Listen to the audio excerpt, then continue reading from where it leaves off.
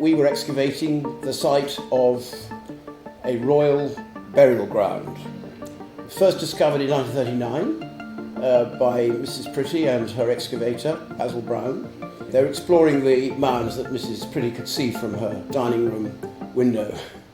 And this was a very exciting excavation. The discovery was of a ship, an enormous ship, 27 metres, 90 feet long, in a trench under Mound 1, the biggest mound.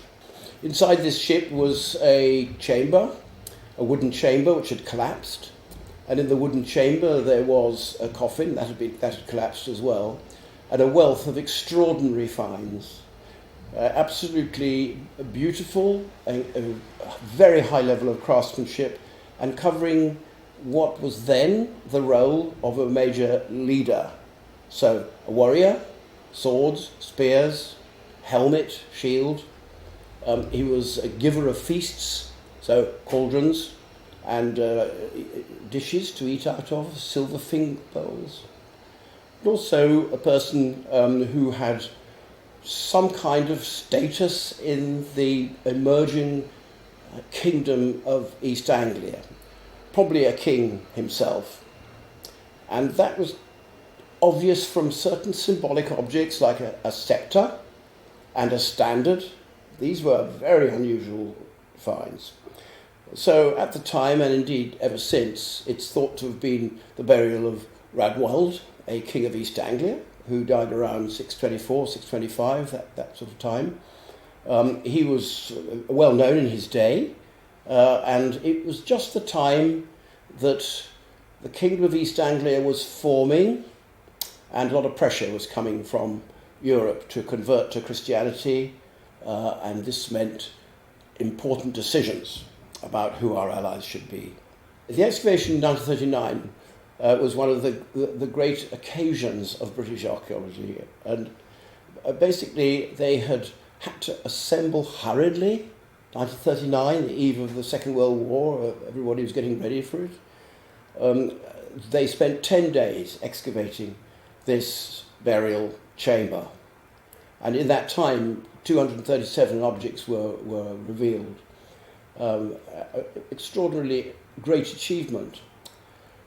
They made some very good records, and they made some very good observations. So although it was a hurried event made on the eve of war, it was very skilled, and they were lucky enough to recruit some of the greatest excavators at the time. So at the end of the dig, the records were a lot of photographs and also a lot of drawings, particularly by Stuart Piggott, very skilled artist himself. And so the relationship of the finds in the ground, all that was brought out during this extraordinary 10 days. After that, there was the ship that all this stuff was found in. The ship itself had been found by Basil Brown and recognised by him because he found small bits of iron. In fact, one of the very first finds in the dig was one of these small bits of iron, which are iron rivets. These rivets held the planks of the ship together, and as they cleaned, they could see the rivets were in rows, long rows. The ship was 27 metres long, 90 foot that is, a very big vessel, and the rows of rivets showed where that ship was, and the little variations in the colour of the soil showed the type of ship it was. It was made of wooden planks, clinker built as they say, sort of overlapping planks. And those overlapping planks could be mapped because the dark edges could still be seen, and the rows of rivets showed how one plank was joined to the next. At that time we formed the idea that there should be something of the ship to be remembered, preferably a whole one-to-one, full-size reconstruction.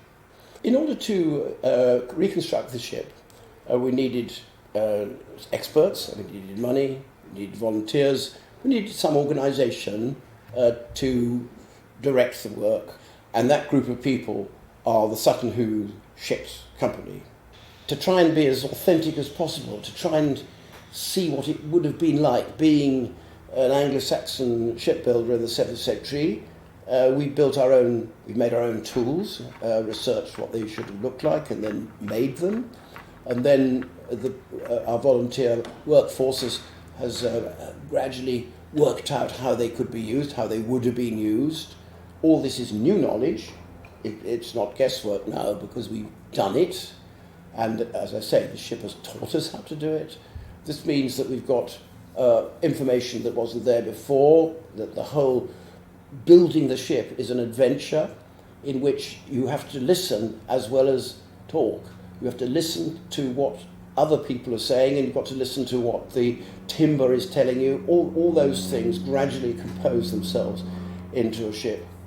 Now, I should also say this, that our ship is not going to just be a utilitarian vessel. Remember that inside it, when it was buried, there were objects of fabulous beauty.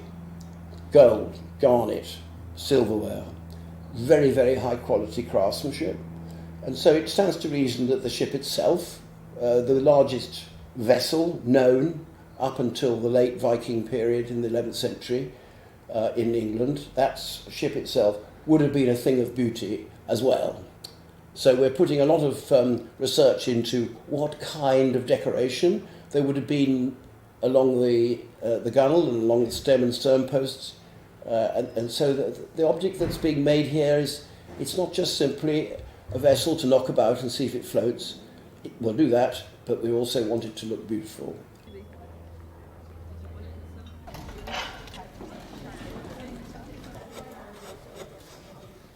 The ship is being built to a drawing, a minimum reconstruction drawing, which was drawn in 2018 by Dr. Pat Tanner from Southampton University.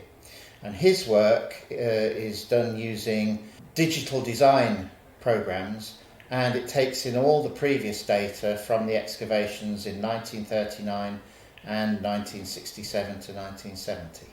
With any ship of this type, the sequence of construction is to lay the keel first, and then to put the stem and the stern post on at each end. So here you see we have the keel under the base of the ship, and the stem at the bow, and the stern post at the stern.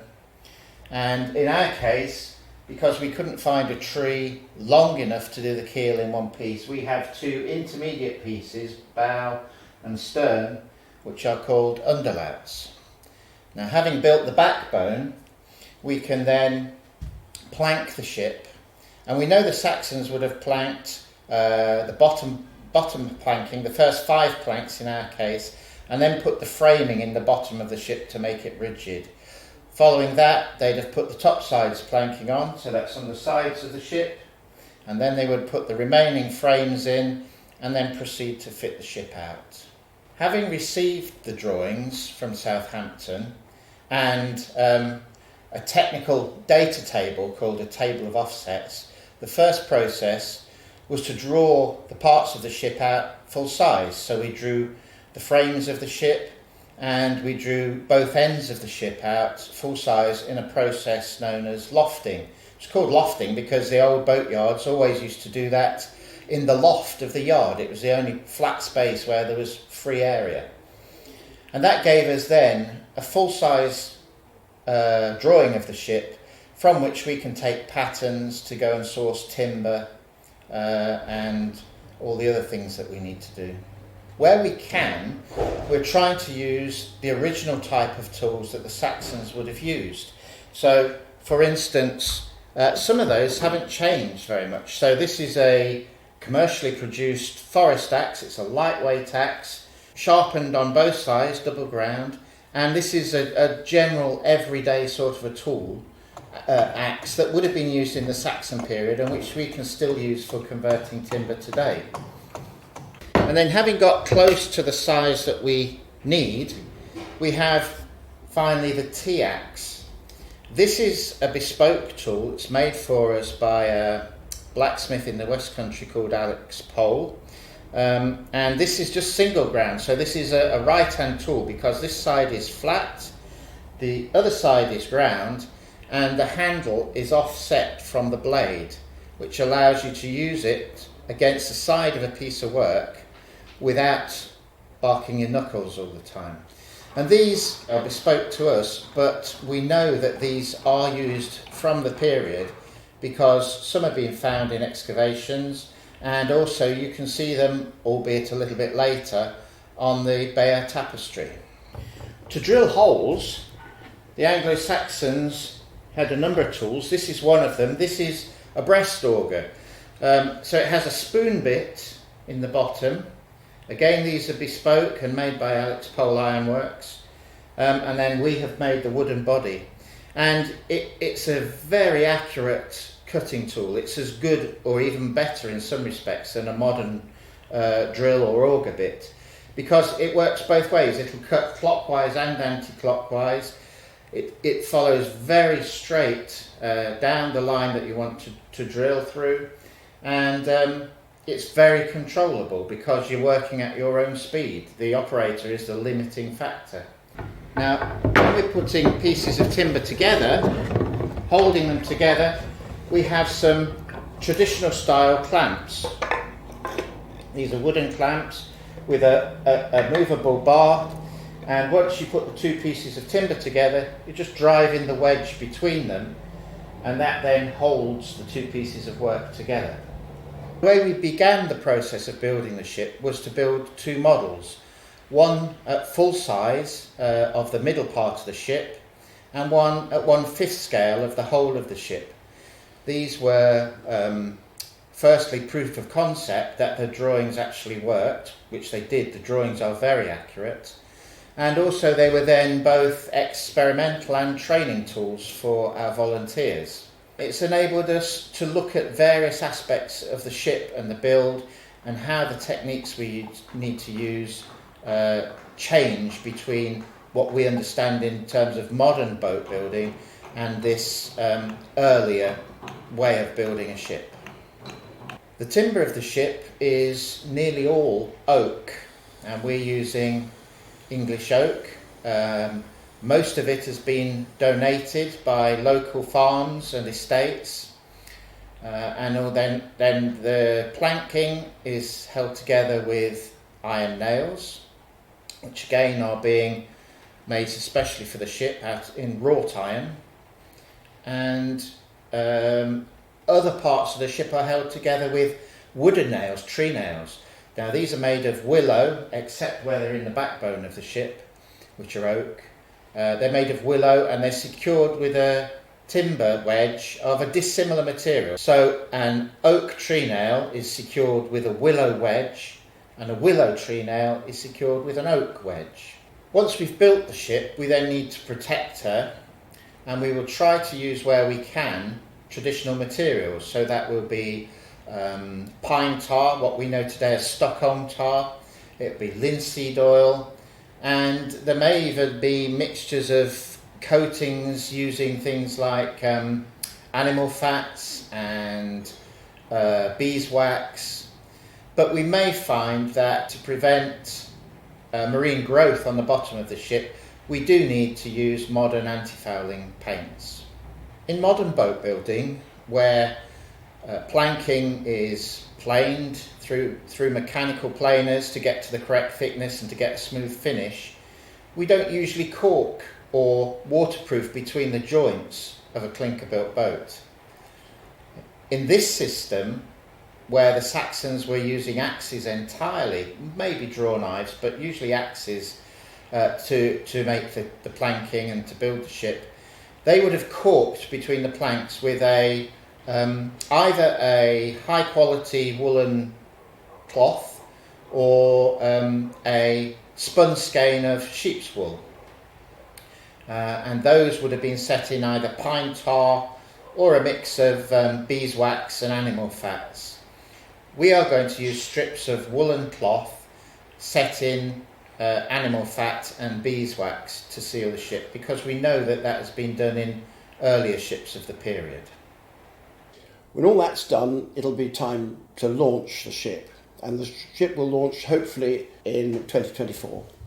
So that's the idea. That's going to put it in the water, and hopefully it'll float beautifully evenly. But there will always be adjustments to make. Ballast has to be calculated, that will be added. And then we have to make sure we've got all the fittings that we need there ready for our journeys. Now, I want to tell you a little bit about these journeys because it's when we shift our boat from being something built in Woodbridge to something that explores the places that the kings of East Anglia might have gone to, starting with the Kingdom of Wessex. So the Kingdom of Wessex takes you down the coast to the Thames, then we go up the Thames under Tower Bridge, and then up towards Oxford, and all the way up we note Anglo-Saxon settlement sites that have been excavated or been found, all the way up, so that our crew and also our visitors on this journey see something of the Anglo-Saxon landscape, or should I say riverscape, as we go. And therefore I think it's going to be much, much easier to share than, say, a ship just sailing on the sea, with just the crew there. And so every river we go to, we're going to announce that we're arriving, and we're going to have special places that we stop. And so it'll be like the circus coming to town. We'll be visiting various places and putting up temporary exhibitions and so forth. So we also hope that local rowers in each of these rivers will form part of the crew and help us to understand their river. So that's the visit to Wessex. Next one will be Mercia, and we'll go up to the Humber and then up the River Trent into Mercia. And just when you start entering the River Trent, there's a place where 3 notable battles took place between East Anglia, Mercia and Northumbria. And these battle sites are largely lost, but we know roughly where they are. So to go there in a ship would be a very exciting and interesting thing to do. It would help us to decide whether the Sutton Hoo Mound 1 ship was in fact a fighting ship, or whether it's just a ceremonial ship, or whether it could have carried some cargo. And we'll play this as a piece of, if you like, wide-scale theatre, where the ship will set out and go to the mouth of the Trent, go to the sites of the battle, and we'll just see, well, how useful would it have been? Then we're going to go up the Ouse to York and start to visit Northumbria. So from there we go up the coast again, the Tees, the Wear, the Tyne, and each of these are sites, or rivers rather, where the early monasteries happened in the 8th century. It's these journeys shared with everybody that we can share with, filmed by Time Team, are going to be themselves a sort of drama reenacting the early days of the kingdoms, the various kingdoms, the different kingdoms of England.